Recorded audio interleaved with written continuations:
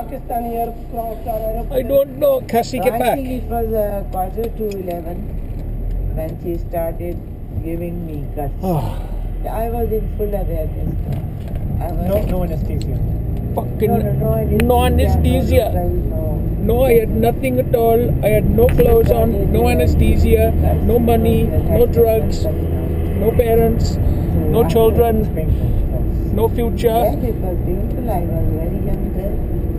And it was first. I was only 3 and I was having my first baby. It was very painful because the baby was actually bigger than me inside me.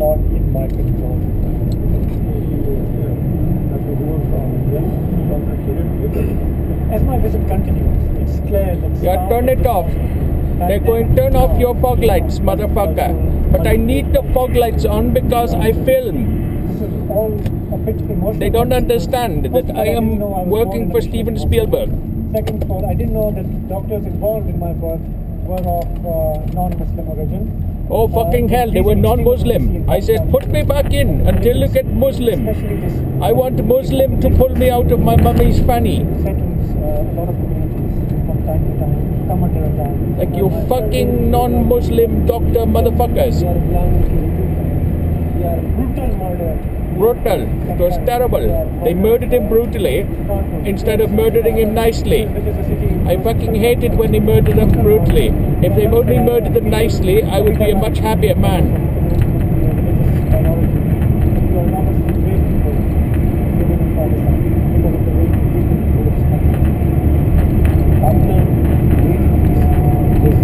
It was very, very silly. Some of this way.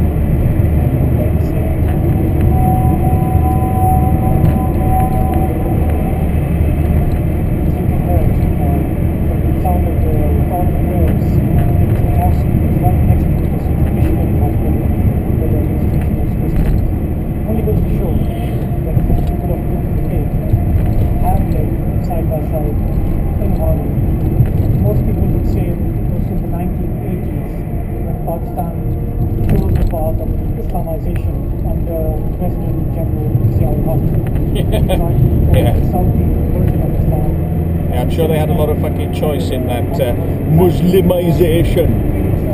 Muslimization by force or fuck you and die.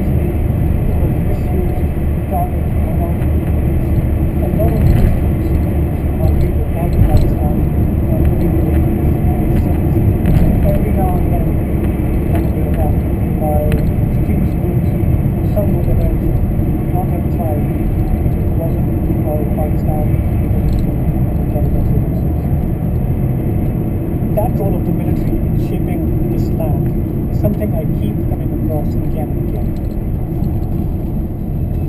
This is my old school in Karachi, and this is the first time I've come back here in more than 20 years. I was taught a particular version of Pakistani history when I was here.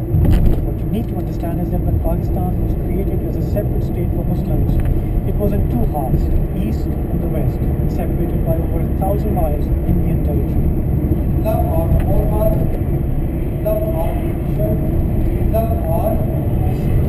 And my teachers talked about the growing misunderstanding, as they called it, between the two halves, and that the Pakistani army launched a military operation in March 1971 to control civil unrest there and fight insurgency.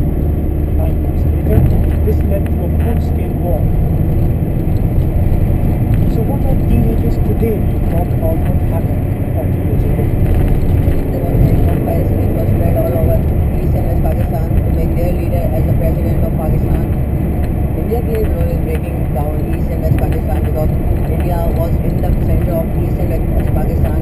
Teachers also created negative thinking. Does the book say that there were Hindu teachers in East Pakistan who were brainwashing people against the West? Here's the point. There were many teachers employed in the schools and colleges which create negative thinking in the youth that time, which later caused this.